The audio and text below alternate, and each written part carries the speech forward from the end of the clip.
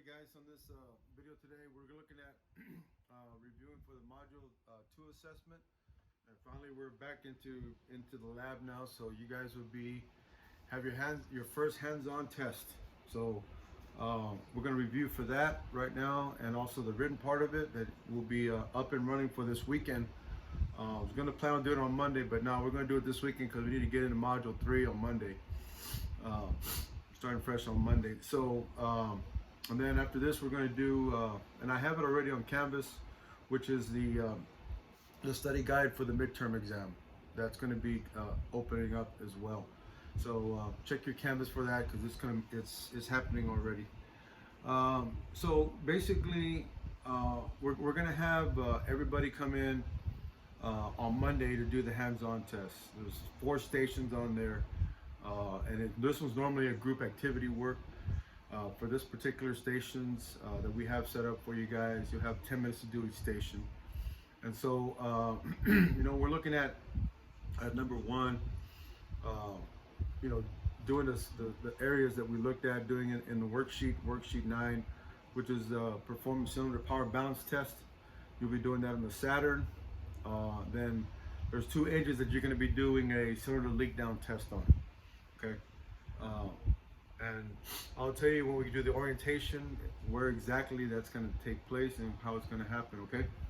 So we got 2 cylinder leak down tests on 2 different engines to do. And then we've got the compression test to also do on the 6 cylinder that we have over there. So you'll be doing that as well. And then kind of go over a little bit what we're looking at as far as the engine comprehensive diagnostics written part of it. That one's going to be uploaded in Canvas for you to look at, and go ahead and perform. And you're going to go ahead and submit it back to me, and then I'll grade that along with what you did on your hands-on test. Take the average of the 2, and there's going to be your grade for that. And I will go on my grade book on my Excel spreadsheet.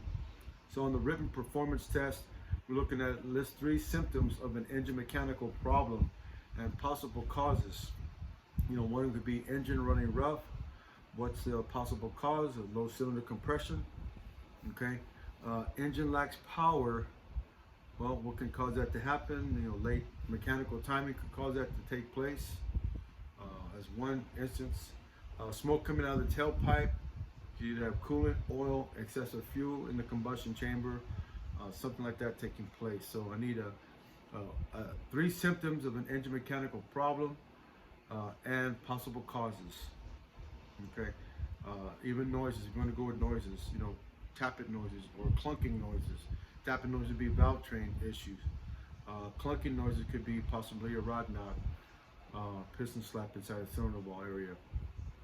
List 2 causes of low compression. Typically high mileage wear, piston rings are worn out, completely collapsing. Exhaust valve not seating properly can cause it. So anything with the valves not seating properly can cause an issue with low compression. Blue smoke is a sign that oil is getting into the combustion chamber. But what type of fault would lead to this type of failure? Okay. Leaky valve stem seals, we talked about that. Piston O-ring sticking or overfilling the engine with motor oil can cause it. Excessive valve stem to guide clearance can cause it as well, which we'll look at more in module 3. But this is oil getting inside that's causing the smoke to come out of the tailpipe. White smoke is a sign that coolant is getting to the combustion chamber. What type of fault could lead to this type? Well, blown head gasket. If you got a blown head gasket, you got coolant mixed in with air and fuel, we'll see it coming out of the exhaust system. List 2 causes that will cause the engine to make a light metallic noise. Excessive valve train part wear or low oil pressure. Remember, the valve train is always the last part that receives the oil. So if we have low oil pressure, we're going to hear it from the top of the engine. Okay, and then you got some other questions here. Power balance test, kind of stemming from the notes that we just did the other day. What's the test used for? What's the purpose of it? To locate a faulty cylinder in a group of cylinders. How do we do it? How do we conduct the test? On the basic outline, connect the hand scanner to the DLC using the VIN number off the vehicle. Go to powertrain, follow the screen prompts, the diagnostic menu, special functions, fuel systems, and then cylinder power balance. What is normal? When the engine RPMs will drop and the idle quality is low. That's normal. What is an abnormal condition? There's no change in engine RPM or idle quality. Okay, there's no change in the RPM. Compression test. What is it used for? Determined to see if the cylinder can produce enough compression for a power stroke. Okay. How do I got to do it? How do we do it? The basic outline. Remove the spark plugs. Disable the ignition system, the primary side. We're going to block the airway open if applicable. We're going to install the tester. Of course, the spark plugs are already removed, right? We're going to crank the engine 5 engine revolutions. Okay. What is a normal condition? All cylinders are within 20 to 25%. I think I mentioned 15 to 20%, which is still good. What is a abnormal condition? Greater than 25% and less than 100 psi. Greater than 25% and less than 100 psi. Okay. Cylinder leak down test. What is it used for? It's used to pinpoint a leak in a cylinder with low compression. Okay. How do I got to conduct it? Bring the piston at top dead center. Both valves are going to be closed. Okay, you're going to install the gauge, calibrate the gauge. Okay, and then once you hook up to your air pressure to your fitting, record your reading on the right side of the gauge. What is a normal condition? A 0 to 10% leakage. That's a range. What is an abnormal condition? Greater than 30% leakage, air coming out of the exhaust, intake, adjacent cylinders, radiator, making sure that we take the filter cap off too to see if we got an issue with the piston rings, all right, or the dipstick tube. You can take that off, and if you hear air escaping out of it, that means we have an issue there with piston rings. What is the purpose of the wet testing compression? So wet compression testing basically is determine if the rings are worn on a cylinder with low compression. Okay, we have low compression. We're going to squirt some oil in the hole of the spark plug. And then we're going to go ahead and reconnect that compression tester. And when we crank it for 5 engine revolutions, if the reading goes up, we know we have worn piston rings. If it stays the same, then we know we got something going on with the valve train. So that's kind of key and critical to knowing that. What is a normal engine manifold vacuum reading? 18 steady. Okay, we talked about that in the class, in the lab, in the lecture as well. It's not 15 to 71 or 15 to 17 or 17 to 21. That's more on the engine performance side of where we're at. As far as engine mechanical, we need to see it at 18 steady. Should be at 18 steady. That's the great amount of vacuum, and that needle should be pointing at 18 at all times. What type of engine fault could cause a vacuum gauge reading to fluctuate? Okay, example, vacuum gauge needle is fluctuating between 12 to 17 inches. So you have your vacuum gauge hooked up to intake manifold vacuum, and you see the needle start to do this. Okay, that's a sign that you got valve train problems. I know we kind of discussed it on one lecture. If we see it happening right away and then we increase the throttle and then it straightens out, more likely it's valve guides. If we have this happening a little bit, it's moving a little bit, and then we increase the RPMs and it goes faster with increase in RPM, that is going to be weak valve springs that are causing that. Either way, it's a valve train problem. Okay, and so we've got that going on right there, which will finish up on our Module 2 assessment. Looking at the midterm, okay, it's going to be covering everything from Module 1 and Module 2, guys. So I do have a study guide there for you, available for you guys to review. I opened it up today, and that way you could see it. Of course, you're going to have a question about displacement formula. You got to know what TDC and BDC means, combustion chamber area, where that's at, some things associated with the cooling system, parts of the cooling system, the flow of the cooling system. Knowing that thermostat helps out with excuse me, helping to warm up the engine as fast as we can. Remember, the operating temperature which would be 185 or 195 or 160, whatever the case may be, that's when it starts to open. We add 20 degrees on top of that, then it becomes fully open. Okay. So it says right here on my bullets, and you look at my bullets here on my study guide, because you're going to see it on the test here. Most thermostats used on late model vehicles have an opening temperature of 195 and are not open fully for an additional 20 degrees Fahrenheit. So we're going to add 20 degrees on top of that. Okay, it'd be 212 on that one. So we're 215 on that one. So we're looking at it fully open at 215.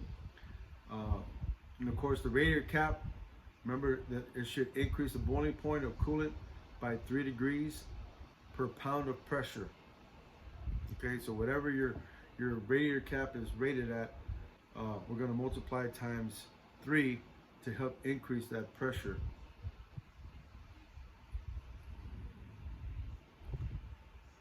Let's see. Mixing of ethylene glycol and distilled water respectively is 50-50%.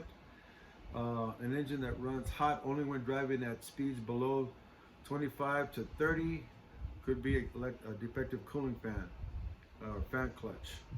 Okay, an engine that runs hot only when driven at highway speeds could have a clogged up restricted radiator. The water tubes may be clogged up inside of it. So an engine that overheats quickly could have a stuck closed thermostat. Okay, and we can check that with a temperature probe, and of course we have to take the thermostat off. We can check it with hot water and see where it's at. If it's open, if it stays open, it'll have a hard time reaching operating temperature, number one, which would be difficulty for that engine to reach its operating temperature, which can cause a service agency light to come on and can cause engine performance problem and drivability concerns, by the way. Let's see. So the thermostat controls the cold and hot coolant circulation pattern. Okay, helps increase the boiling point, prevents cavitation, and improves the water pump efficiency. Okay, oil pressure. Talk about oil pressure and lubrication. Typical range between oil pressure is 10 to 60 psi, depending on the temperature of the motor oil and RPM. Okay, we know that a pressure relief valve is supposed to help increase the pressure when we give it throttle, and decrease it a little bit off of idle. Okay. The main purpose of the oil pump pressure relief valve is to limit maximum oil pressure. Okay. If the oil pump pressure relief valve is stuck open, the valve lifters will become noisy when the engine is accelerated due to the loss of oil pressure on acceleration. If the pressure relief valve is stuck closed, oil pressure is going to be way too high. Okay. We had an incident that happened a while back regarding that, and it caused a big mess. I'll put it to you like that. And we diagnosed the oil pressure relief valve on that one in the lab. Oil pressure indicator, once that guy gets it between below 3 to 7 psi, the light should come on. On some instances below 3, the vehicle will not start because it works in conjunction with the fuel pump relay. Minimum oil pressure should be at least about 10 psi, and we increase the RPM to 1,000, we're going to see a 10 psi increase. So for every 1,000 RPMs, we're going to see an additional 10 psi increase in oil pressure. Okay. Module 2, engine testing. Again, we've got power balance testing, compression test, cylinder leak down test, vacuum test. You're going to have to need to know the purpose, the testing procedures, the normal conditions, and abnormal conditions. Okay, so the midterm kind of helps out taking it right now. We usually do this anyway, because you just finished taking your Module 2 lab assessment, and you're going to see some of the same stuff in your Module 2 lab assessment. You're going to see it on the midterm. So that kind of works in your favor here. Understand the power balance test, which is used to locate a faulty cylinder in a group of cylinders. Compression test. Again, we're checking the integrity of the valves and the piston rings to see if it can produce a power stroke. Kind of gives you a description of how we do that, and we guys got a chance to do that in the lab, which is a big help since this pandemic. We've got Cylinder leak down test. What are we doing on that? We're pinpointing a cylinder that's got low compression. We're trying to find out where it's going. Where are we losing it from? Intake valve, exhaust valve, or piston rings, or a blown head gasket. Okay. Normal engine manifold vacuum. Like I said, at auto we're looking at 70-21, but for engine performance, you know, we need it to be at 18 steady. Okay, 18 steady, and it kind of gives you rapid fluctuations. We could have valve train problems. If we have a restricted exhaust system or catalytic converter, we increase the RPMs to about 1200, close at 1800, 1500, between 15 and 1800. And then if that needle starts to drop below 5 inches of vacuum, the motor should be bogging down, number one. Number two, you're gonna lack power. Okay. Again, cylinder leak down test is there. There's some general parameters regarding that, and that was on my last lecture that we did, that you will have, where it shows you the parameters of, 0 leakage is excellent, 5 and below is great, 10 is good, 20 is acceptable, 30 is poor, 30 or 30% or more is dead. So we don't want to get into that realm. At that point, when we have 30%, we should have leakage somewhere. We should be able to hear it.